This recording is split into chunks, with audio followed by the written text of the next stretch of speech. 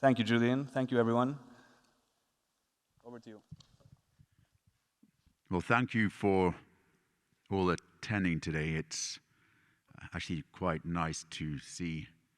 I think somebody said 2D, 3D yesterday. I'm not going to repeat his words. I think he's sitting 2 seats to the right of me. It was Jeremy, in fact.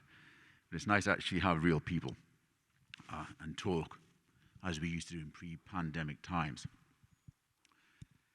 Now, since that pandemic started, lots of things, as we all know, in the marine industry have changed. Container ship prices have, as we've probably all seen, have skyrocketed. But I was also reading a report yesterday to tell me that the actual relative price of a container ship may have been the same as it was in 2016 because of the costs of production are higher. So maybe things aren't as expensive as first meets the eye.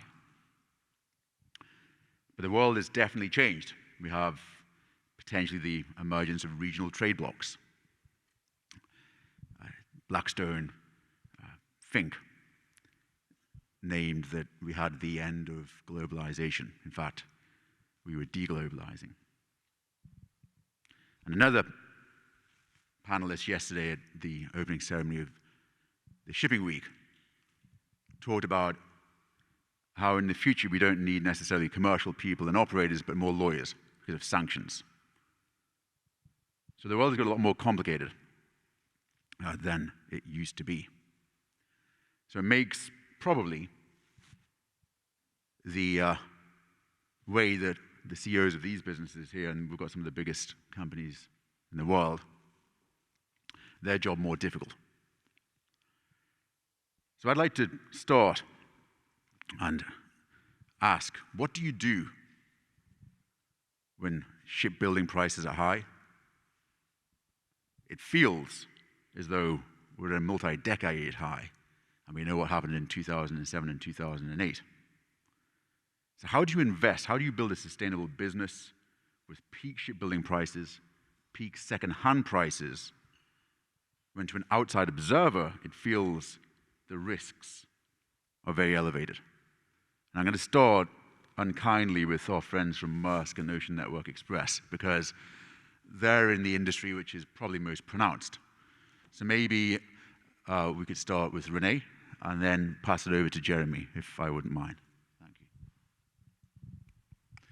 Thank you very much, and thank you for having me and us here today.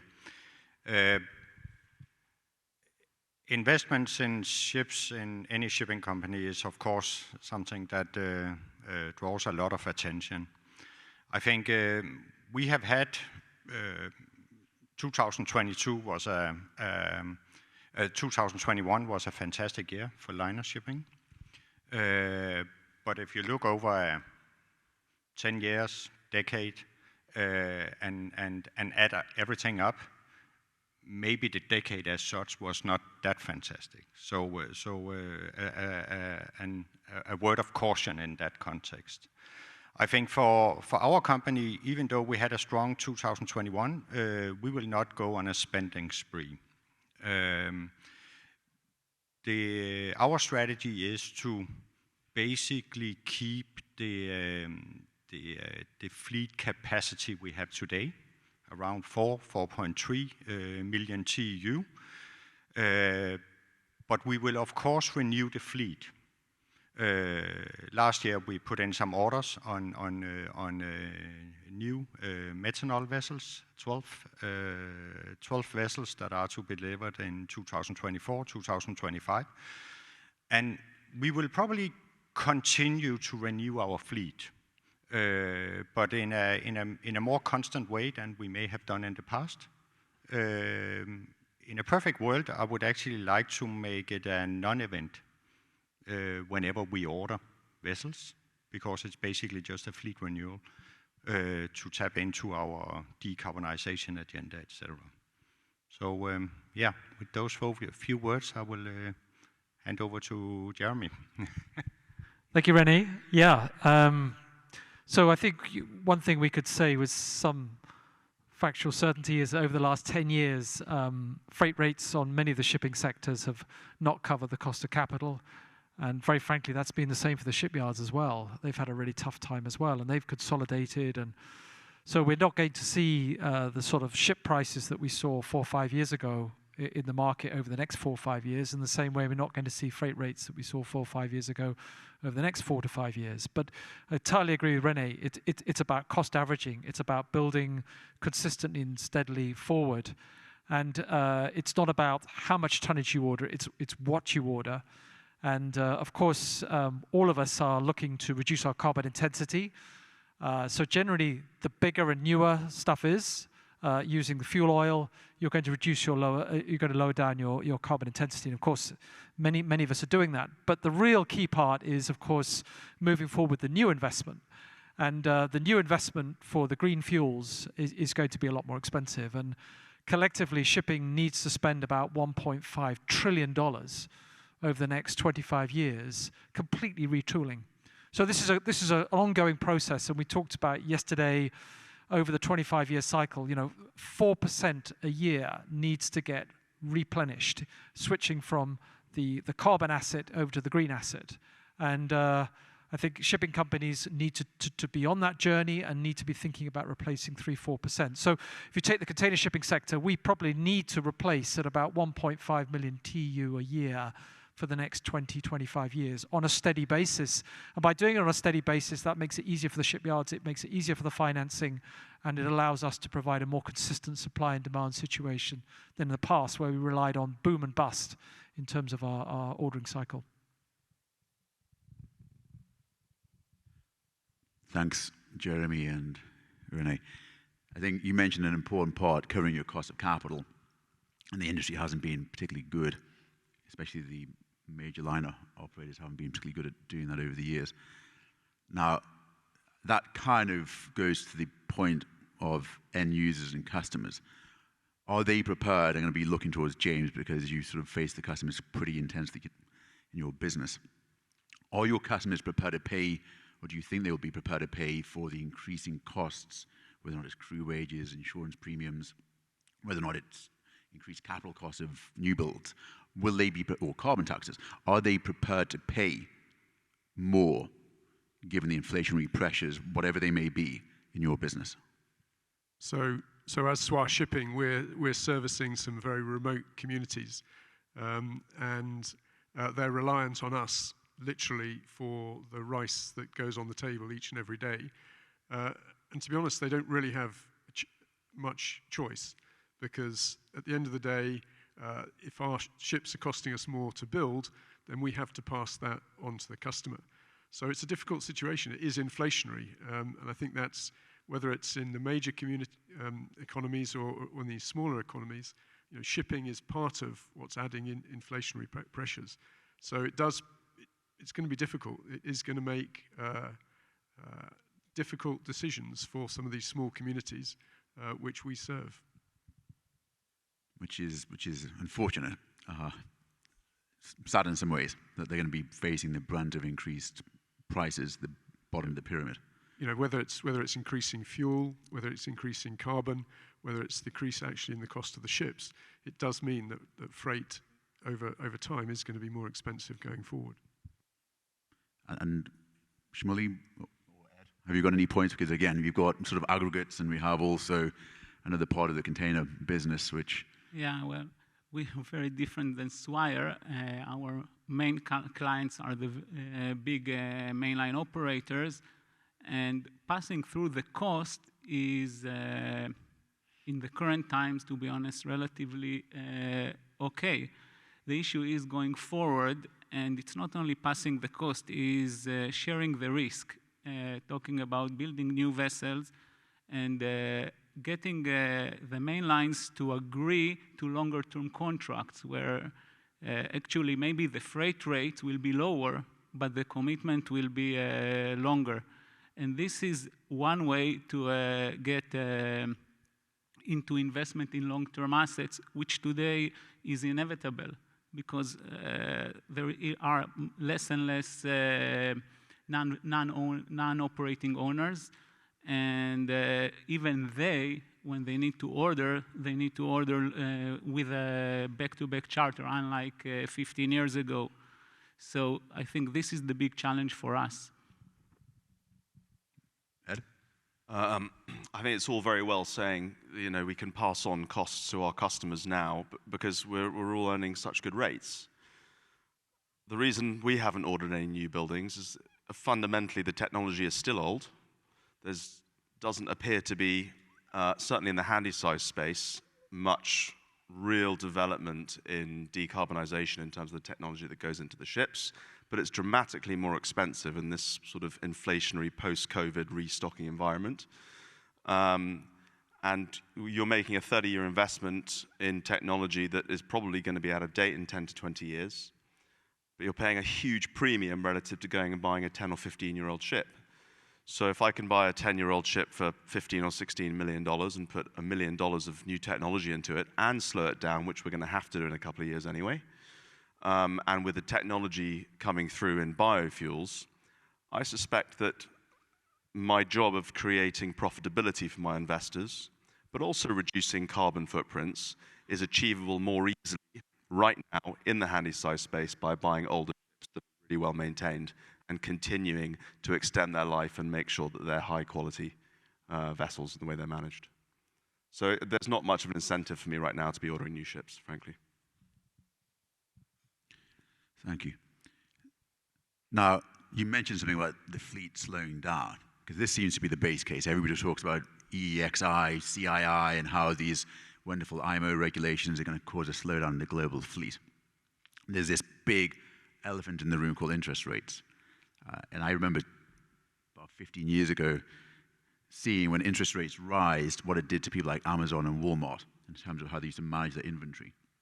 Now, again, I'm going to go back to the container guys on the panel, if I may.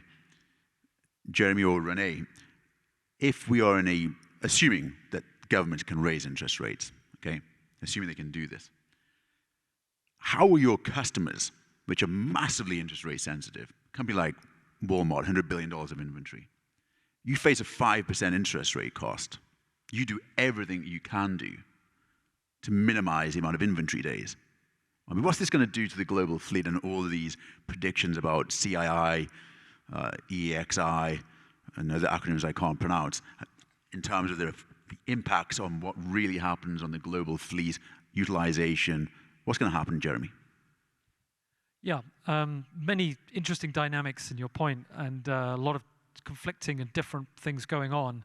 Of course, one of the challenges we have today is about, on the container shipping side, about 8 to 10% of the global fleet at the moment is just locked up, waiting in congested areas. And if we can release that bottleneck, then we can get the services back on schedule again. And instead of having to burn a lot of fuel going very, very quickly to catch up, we can get things back on an even forum. But of course, what you're alluding to, Julian, is from 223, 224, 225 onwards, the weaker assets, the less carbon efficient assets, we will either have to make retrofittings to those assets, or we will have to ship them, steam them slower, or even take them out of production. And at the same time, we've got this other development going on, which is for our clients on the manufacturing and on the retailing side, who've been used to keeping the inventories as low as possible, linked into lean manufacturing, where you minimize, you do everything just in time. And of course, with the big shocks that we've had in the global supply chain, particularly over the last 2-3 years, have now realized that actually their inventory was far too low, and they were too locked into specific sourcing from too many single points. So that's going to change, and that is changing. And actually, frankly, I think that the retailing consumer side of the business, manufacturing, is going to have to hold more inventory going forward, particularly those involved with the e-commerce, last mile delivery. They're going to have to hold more product in line. So we're going to have to work this out. But essentially, I think there is going to be more inventory.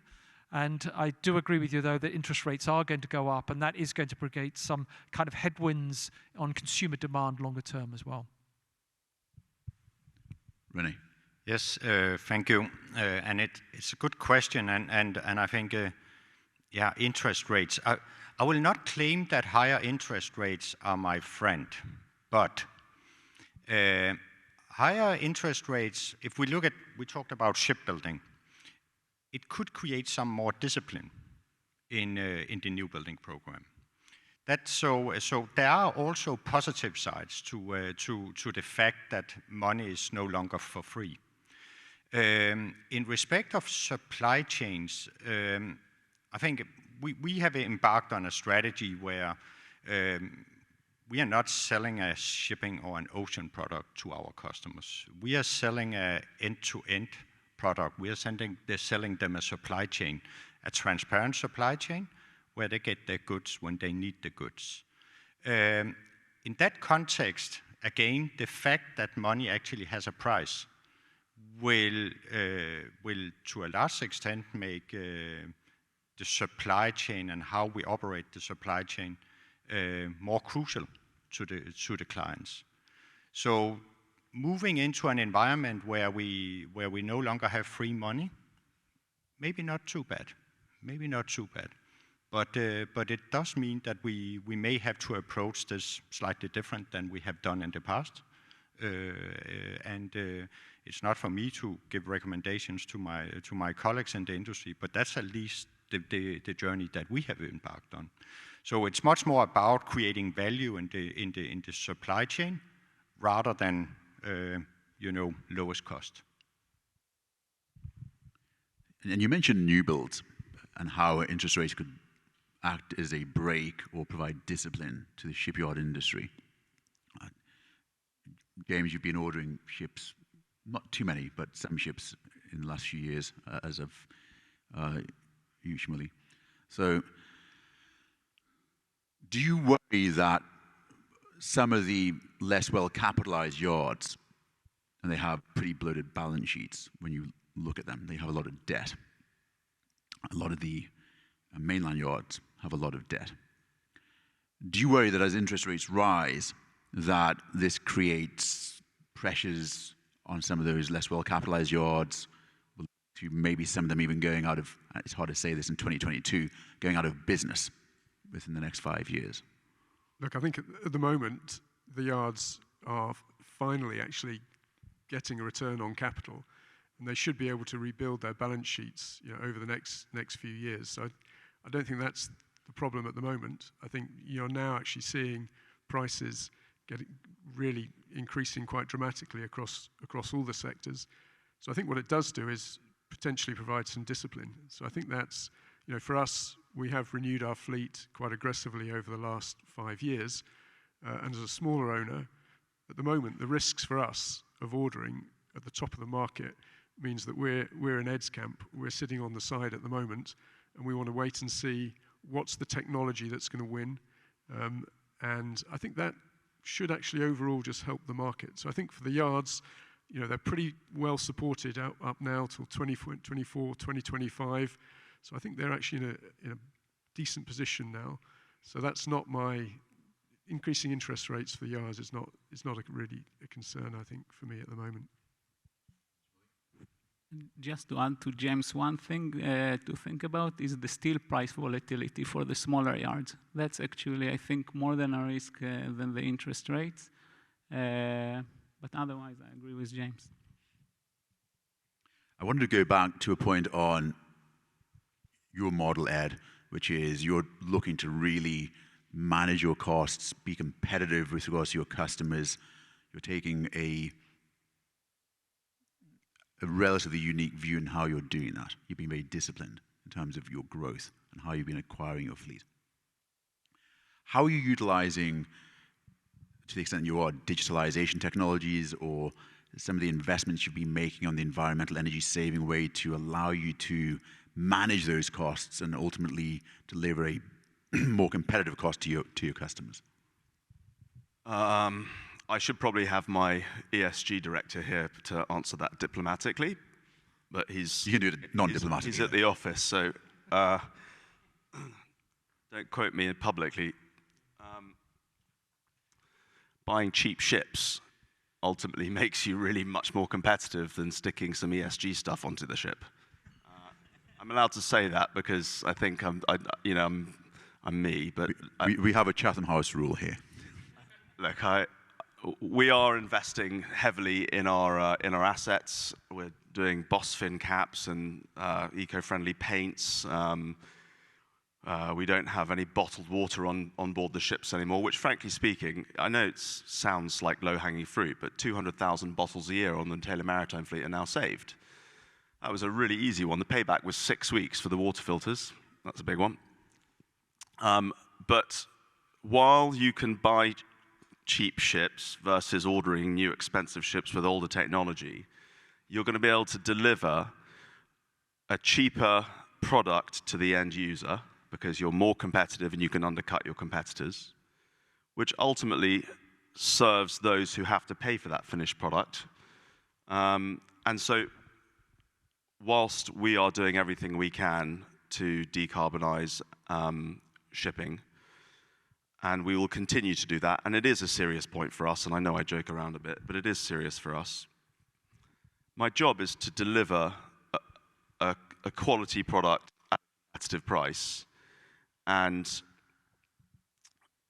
I can generate risk-adjusted returns that are above minimum hurdles for my investors by having responsible capital structure and low-cost assets by not bringing new ships. But yeah, so I hate to not give you the stock answer that Alex Slay, my ESG director, would have given you, and he'll probably call me after this and tell me off. But competition is key. So I'm afraid that's my answer. So, okay, well, thank you for that, Ed. Now I'm going to guess either, I don't mind who answers this one, Jeremy or Rene as well, but you use a lot of digitalization, and you have done for a long time. You've been leaders in your respective fields of how you interface with your customer, but also how you've applied it across your entire supply chains. Could you share with us some of the more successful programs, to the extent you're prepared to, that you found have actually won and helped you manage your costs, and which you think in this world of potential stagflation will be a winning formula? Jeremy. Yeah, I guess on container shipping, we have the ships, we have the terminals, we have the containers, and then we have the interaction with our customers on the land side. And Maersk is a lot larger than ONE, but geographically we're all in the sort of same geography areas. So we digitalize like crazy in the container shipping industry because we're trying to make that whole e-commerce and working interaction with our customers on the land side, with all the bills relating to documentation, invoicing, all that sort of stuff easier. So we do a lot of that, right? And we do a lot also in terms of the containers as well, because there's a lot of cost associated with moving containers around on the inlands and also in how you triangulate those.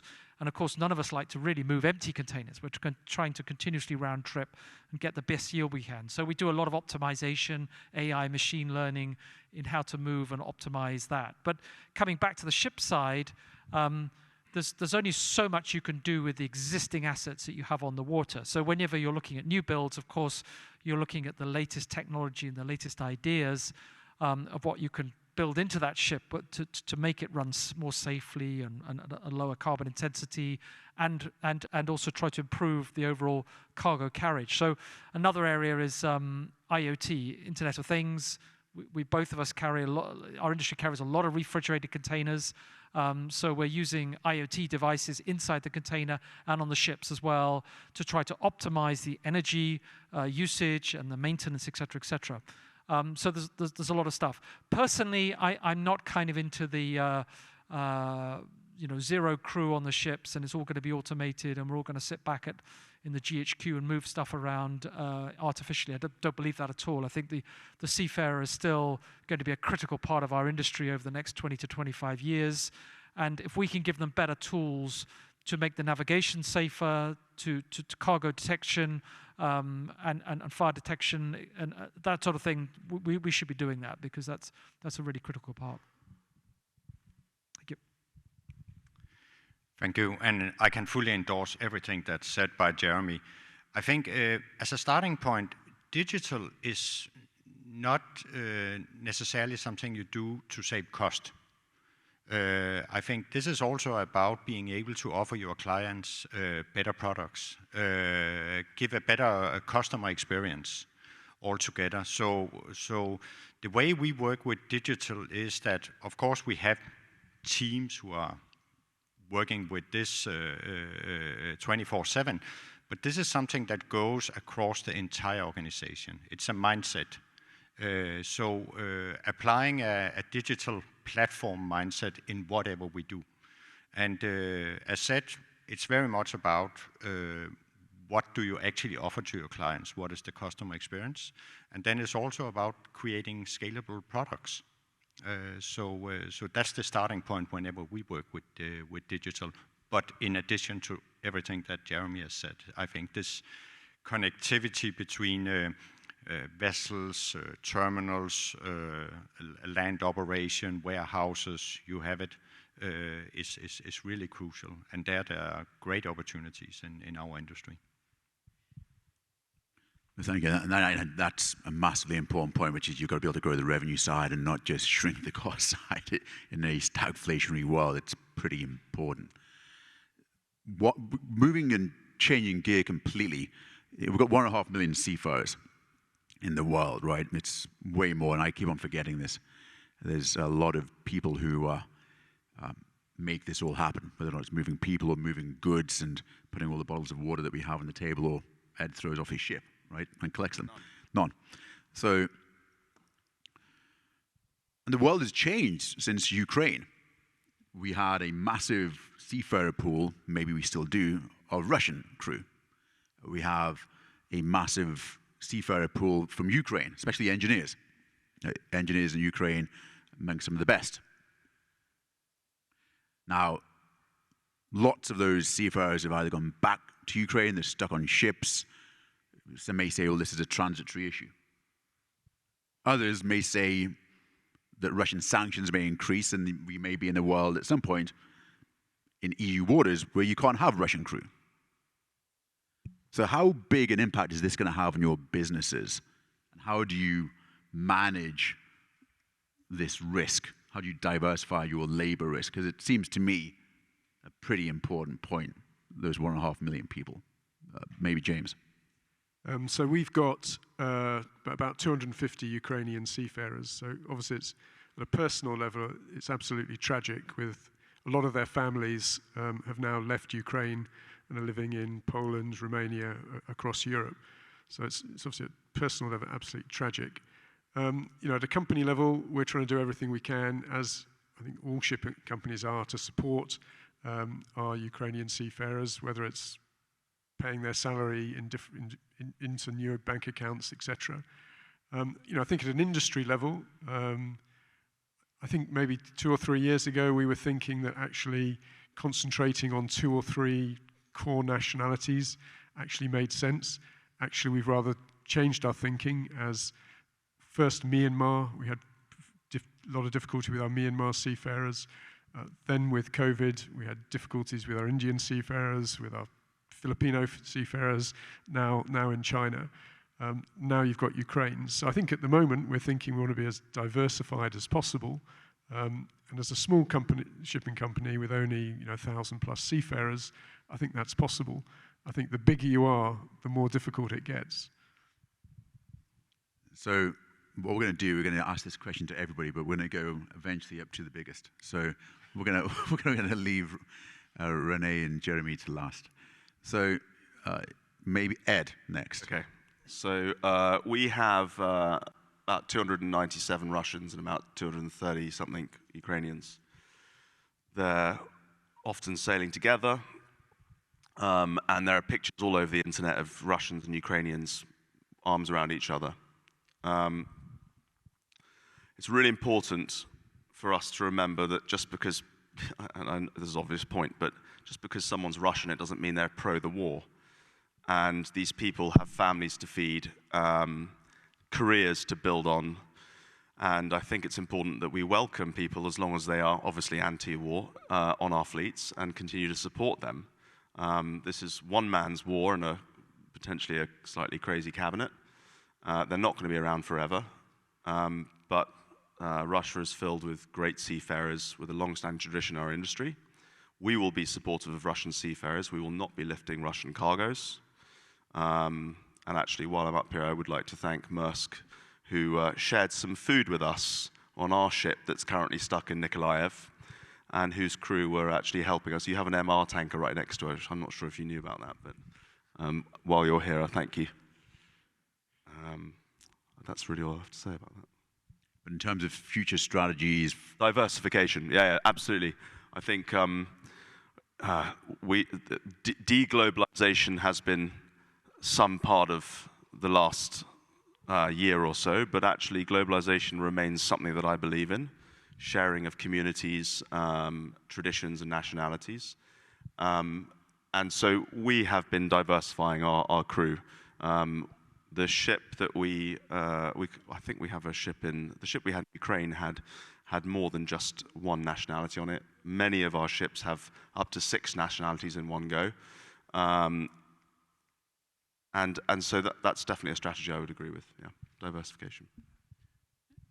We in Express, we have increased our own fleet over the past 4 or 5 years quite considerably. And we've started last year a program to insource most of our seamen. So this is actually to get us closer to the seamen and be able on the long term to keep them and have less of attrition. As for the Russians and Ukrainians, I also think it's a short-term problem. It's not the seamen who are at fault here. And over time, we will need both Russians and Ukraine, as always.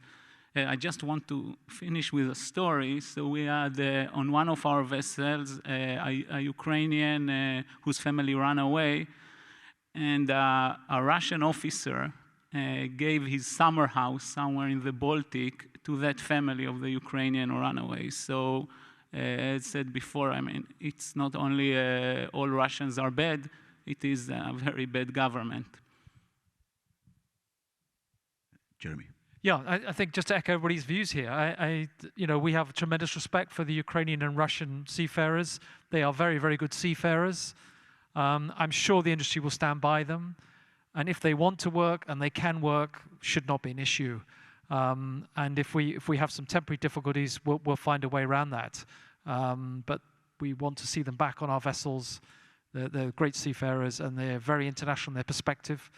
And yeah, our thoughts are with them, of course, today, and hope we can get back to some normality for them as soon as we can. Thank you. And the last word is going to be from Rene, because yeah, it is a very sad situation. We have around a global pool of 12,500 seafarers. 500 of these are from Ukraine. Around 50 to 60 are Russian seafarers. At present, we do our best to support, especially our Ukrainian seafarers, with getting out of Ukraine, helping their families when they flee into Europe, both financially and with advice, housing, etc. So we hope that these will also be seafarers who will be serving on our vessels in the future. For the Russian seafarers, I think the big challenge is really the sanctions against on the banks, travel restrictions, etc.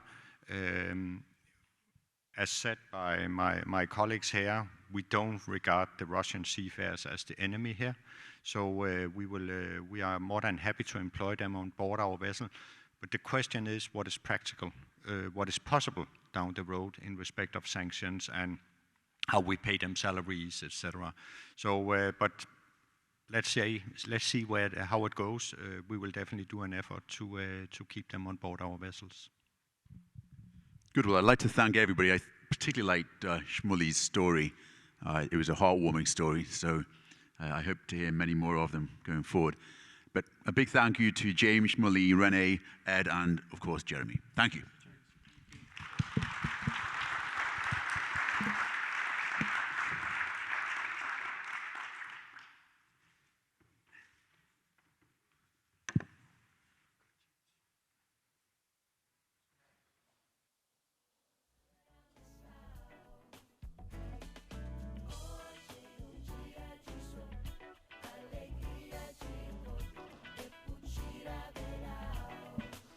Thank you very much.